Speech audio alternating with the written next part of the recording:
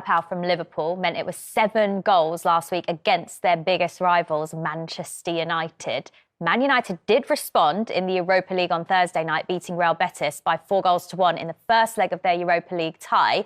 But this weekend, it's back to Premier League action as they welcome the side bottom of the table in Southampton to Old Trafford. Let's hear from Ruben Sellers, but first, Erik ten Hag. I think 2 weeks ago, Southampton beat Chelsea away.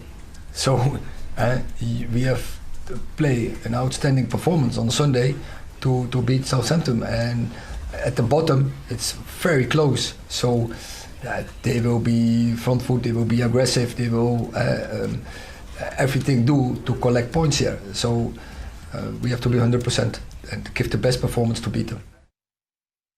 We know, and then we know they can have a stronger start, and we know Old Trafford will be pushing them forward. We will try to have a plan for every minute of the game, and we are working in our principles and how we want to attack the game. And I'm worried about the first minute, I'm worried about the last minute, so I need to be prepared for any situation. Apologies, correction there. Southampton's second bottom. I clearly didn't refresh my page, guys. There we go. Or maybe you were talking as if it was 5 o'clock tomorrow. Maybe. Predicting the future. Not the first time I've done that. Right, let's talk about Manchester United first of all, because as I mentioned just then, we've seen them respond to the 7-0 defeat in the Europa League against Real Betis last night, winning by 4-1.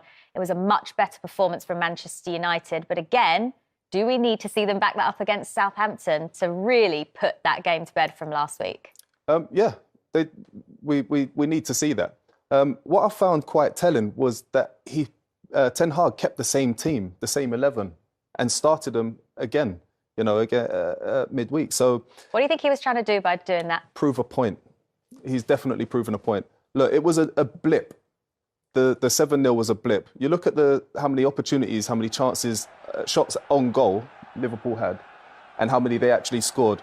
Normally you score 1 in 3, give or take, maybe 1 in 4. Liverpool scored almost every single shot, which is a little bit of an anomaly, So Ten Hag came out in one of his press conferences and said, look, it's a blip. It's a bit of a blip. I'm not looking too deeply into it. These things happen. I'm not happy with it, but these things happen.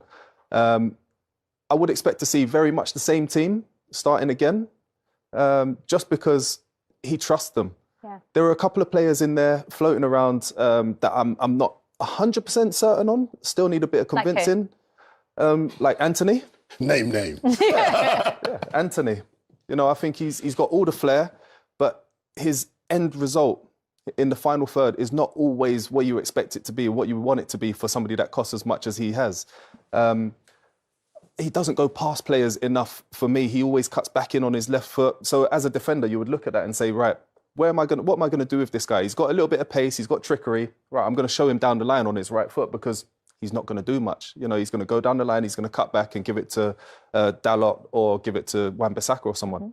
He's relatively straightforward to play against. Mm. I would want him to improve that, be a little bit more gutsy, take the player on, go one-on-one with the player, get past him, and then show us what you're all about. Will they have seen the result last night, that win, as an opportunity to put last weekend's to the side now and actually just now reset, pick up where they left off before the game at Anfield, Darren? And, before that, they had such an intense set of fixtures. Mm. Last night was their 43rd game of the season, so this will be their 44th match. And as Jermaine has pointed out, he doesn't make many changes to his side, so the team are probably... We're looking a little bit tired at Anfield. Is this a chance for them to just reset and start again for the season? See, I want to say yes, but then you look at that graphic there, bottom left, and that's one... It's hard to say it's a blip because, they have lost 6 this season. They have lost by 4 this season. So they do have that in them. But... It's quite a long time ago, that, it was. Well, absolutely. And this is the reason why I think it might just be a freak result. But also... That stops me from saying that they will see it as an opportunity. I want to defer to you. You've played, so and when you talk about the mentality, the player mentality, I want to listen to what you're saying. My head is saying to me that it was great management to play the side again against Betis, because he's effectively saying you got yourself into this situation, now you get yourselves out. I think there will be changes in the summer. I don't think Fernandes will be the captain at the start of next season. But I think he's doing it in a very sensible way, letting the season play out and then making that decision. But I do think that there will be a strong finish to this campaign for United, because the feel-good factor, in a way, the Europa League tie against Betis came at exactly the right time. The feel-good factor's back. Yep. You go into this weekend's game with the fans behind you. Rashford scored, Antony scored, Bruno in particular scored, and Wout Weghorst.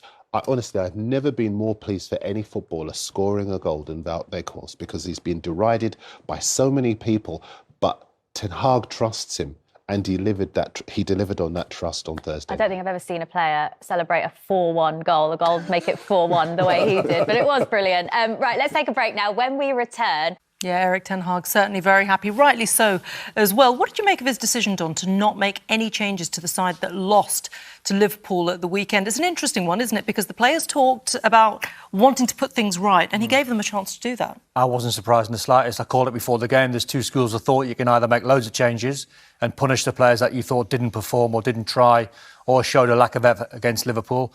Or what you can do is say to the same 11, you are very good players. That game, that second 45 minutes was a blip. It was a one-off. Go and show the world and show everyone in Europe how good you are.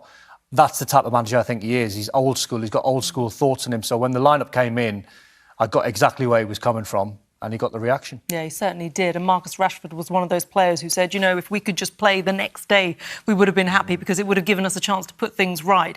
It didn't work out for him against Liverpool, but he is a man in form. 26 goals so far this season, and he got off the score sheet on the 6th minute. Yeah, I mean, he's absolutely flying, isn't he, this season, whether he's playing as a central striker in off the left. I mean, get a little bit lucky there with the ball from Bruno, but do you know what? I mean, is it that mindset where he doesn't even think about how he's going to finish, a little shift there, and he's from that range is thinking, I'm just going to put my foot through it, and everything is flying in for him at the moment. It's a stunning finish, but no surprise really to see him hit the back of the net. No surprise at all. Really, really great kind of great control of the ball as well. And this, for a finish, not bad either, is it? Great finish that. There was suspicions of a handball, but the referee decided to play on, and once the finish from Jose Perez went into the back of the net, it couldn't be deemed as handball because it was the second phase of play.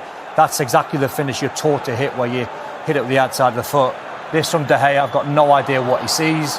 Ball to one way, and then Jose Perez rolls a defender. And out of all the bits that we're going to see, credit Bruno Fernandes for doing this, because I know what Bruno Fernandes is like, and Chris does as well, and all the Man United fans, when he's got the ball, when he's scoring, when he's doing assists. That's the work rate you want to see off the ball. Look at him breaking a neck to try and get in and put that block on. And, all right, it hit the post and they got a little bit of luck, but he deserved that, Bruno Fernandes, for his work ethic. Yeah, you do need that bit of luck, don't you? Jose Perez, of course, on loan from Leicester. And there were a couple of players at Manchester United, not just against Liverpool, but who have endured a bit of criticism throughout the season, were Antony and Bruno. And they did have a chance to put that right as well, didn't they? Yeah, absolutely. I think Bruno, especially after... I thought he was a disgrace at the weekend. I was a little bit surprised that he got given the armband again tonight, but he turned up tonight. Played in more of a central role where I feel that he's at his best. But he was the one who played like he had a real point to prove. You know, Don mentioned that block, but he was everywhere tonight. And he is a terrific player. I think it was a performance from him where he was sort of saying, well, I let the team down at the weekend, but this is what I can do and I'm going to lead from the front. And he did it. Yeah, he did it. And we're going to see his goal as well, but it's all kicked off. There's 2 goals in quick succession with Antony as well. Another player, look, he saved them against Barcelona, didn't he, in the other leg? And this was a bit of a worldie as well. We've seen some really good goals tonight, haven't we? Yeah, look, I think the view is he's a bit of a show pony at times, but that is a stunning finish. £85 million worth of a finish, that is. A little bit surprised with the defender. The one place you don't want Antony to go is inside on that wand of a left foot of his. He allows him inside and he picks his spot beautifully. I mean, Pellegrini, when you're analysing that goal, I mean, it's a wonderful strike, don't get me wrong, from Antony, but the defending's really bad, and I think the goalkeeper's poor here, but again, credit Bruno Fernandes for getting across his runner, got an assist for the Antony finish. So again, he's got all types and all facets to his game. Bruno Fernandes, when he works hard and he puts an effort in, because the technique will never leave him. He's a fantastic player. And as I said before, that's the reaction that you want to see.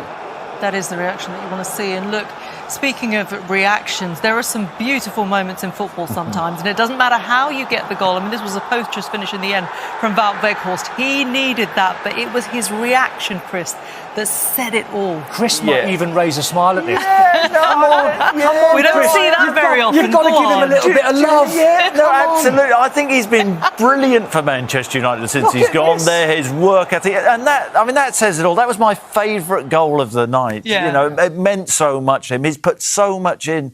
To the Manchester United jersey. He works hard, he's tireless. I think all his teammates love him, as we saw then. Absolutely delighted. It was human, Resh. Chris is human. Is he? Yeah. You're going to poke him and make sure.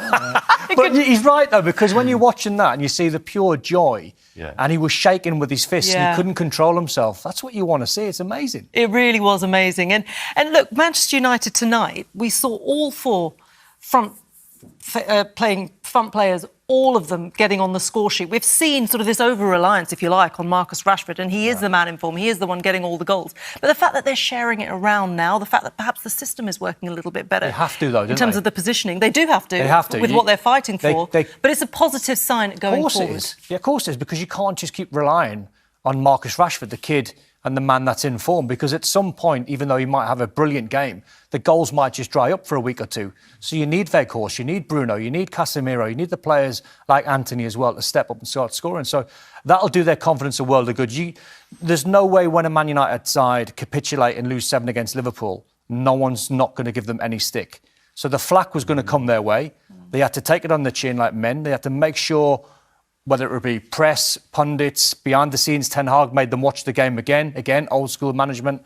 They have to take all the flack on the chin, listen to the manager, get your head down, work hard, and when you do, you get that sort of result. It was a bad 45 minutes.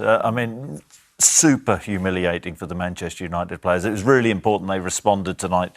They're going to go through now. Yeah. Yeah? Well, they are. Yes. Chris, no, of course they are, yes. Rashford. Of course they are, bar Chris's crystal